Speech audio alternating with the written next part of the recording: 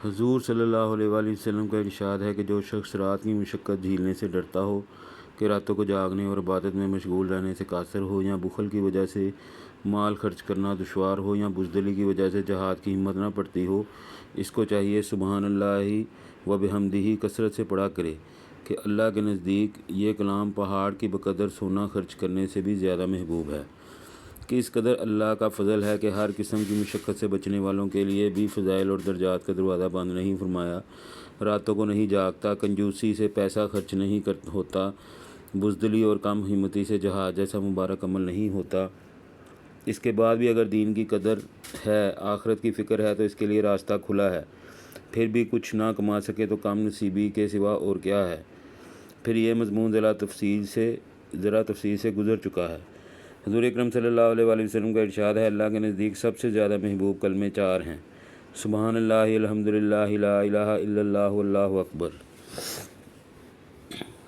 ان میں سے جس کو چاہے پہلے پڑھے اور جس کو چاہے بعد میں، کوئی خاص ترتیب نہیں۔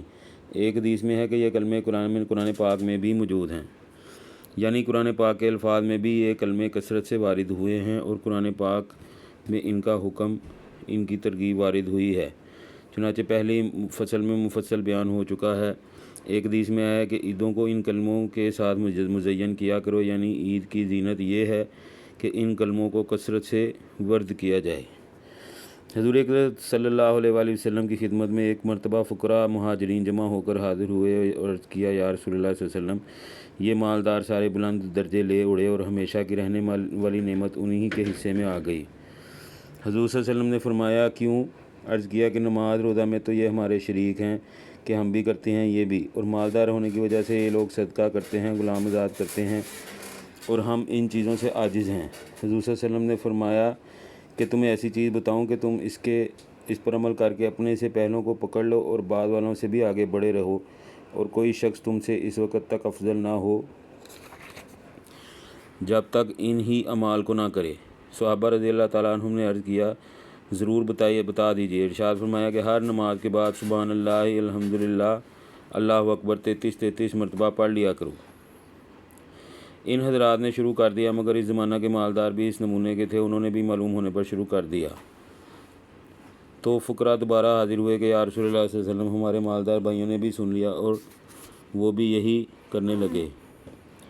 حضور صلی اللہ علیہ وآلہ وسلم نے فرمایا، یہ اللہ کا فضل ہے، جس کو چاہے عطا فرمائے اور اس کو کون روک سکتا ہے۔ ایک دوسری حدیث میں بھی اسی طرح یہ قصہ ذکر کیا گیا ہے۔ اس میں حضور صلی اللہ علیہ وسلم کا ارشاد ہے کہ تمہارے لیے بھی اللہ نے صدقہ کا قائم مقام بنا رکھا ہے۔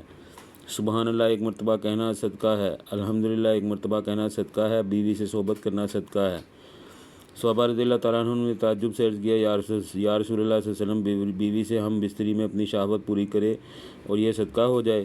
حضور صلی اللہ علیہ وسلم نے فرمایا، اگر حرام میں مبتلا نہ ہو تو گناہ ہوگا یا نہیں؟ صحابہ رضی اللہ تعالیٰ عنہ نے عرض کیا، ضرور ہوگا۔ ارشاد فرمایا، اسی طرح حلال میں صدقہ اور اجر ہے۔ مطلب یہ ہے کہ اس نیت سے صحبت کرنا کہ حرام کاری سے بچے اور ثواب اور اجر کا سبب ہے۔ اسی قصے کی ایک دوسری حدیث میں اس اشکال کے جواب میں بیوی سے ہم بستری اپنی شہوت کو پورا کرنا، حضور صلی اللہ علیہ وسلم کا یہ جواب نقل کیا گیا۔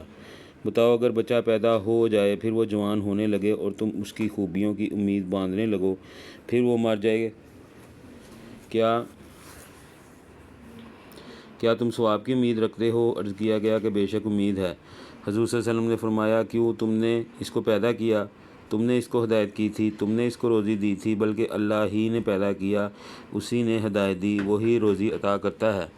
اسی طرح صحبت سے تم نطفے کو حلال جگہ رکھتے ہو، پھر اللہ کے قبضہ میں ہے کہ چاہے اس کو زندہ کرے کہ اس سے اولاد پیدا کر دے، یا مردہ کر دے کہ اولاد پیدا نہ ہو۔ اس حدیث کا مقتضا یہ ہے کہ یہ اجر و ثواب بچہ کے ثواب پیدا ہونے کا سبب ہونے کی وجہ ہے۔ حضور صلی اللہ علیہ وسلم کا ارشاد ہے کہ جو شخص ہر نماز کے بعد سبحان اللہ 33 مرتبہ، الحمدللہ 33 مرتبہ، اللہ اکبر 33 مرتبہ اور ایک مرتبہ لا الہ الا اللہ وحدہ لا شریک لہ لہ الملک و لہ الحمد وہو علی کل شیء قدیر پڑھے، اس کے گناہ معاف ہو جاتے ہیں، خواہ اتنی کثرت سے ہوں جتنے سمندر کے جھاگ۔ اللہ تعالیٰ ہم نے جو پڑھا ہے اس پر ہمیں عمل کرنے کی توفیق عطا فرمائے۔ اوکے، بائے بائے، اللہ حافظ۔